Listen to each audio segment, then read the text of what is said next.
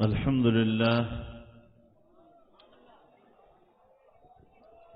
لله وكفى وسلام على عباده الذين اصطفى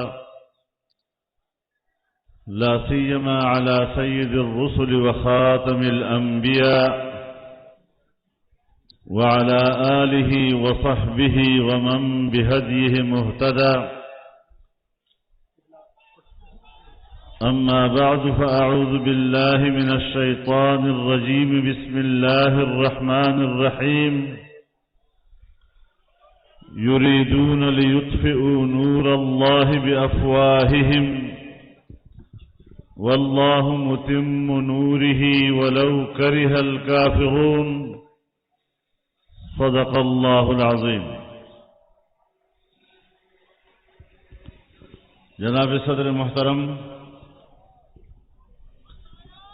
اکابر علماء کرام،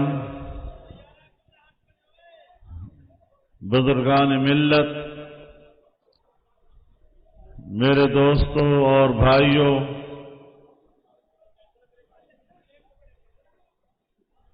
عالمی مجلس تحفظ ختم نبوت کی دعوت پر آج کے اس فقید المثال عظیم الشان کانفرنس کے انعقاد پر میں عالمی مجلس تحفظ ختم نبوت، ان کے قائدین اور تمام کارکنوں کو دل کی گہرائیوں سے مبارکباد پیش کرتا ہوں۔ میرے محترم دوستو، اس اجتماع میں آپ کی عظیم الشان شرکت یہ پیغام ہے، یہ پیغام ہے قادیان کو بھی، یہ پیغام ہے تل ابیب کو بھی، یہ پیغام ہے قادیانیت کی دنیا میں تمام پناہگاہوں کو کہ صرف پاکستان نہیں، دنیا بھر کا مسلمان جاگ رہا ہے، ختم نبوت کے عقیدے پر پہرا دینے والے مسلمانوں کی کوئی کمی نہیں، اور تم قادیانیوں کو اپنی کسی پناہگاہ میں بھی پناہ دینے کے قابل نہیں رہو گے۔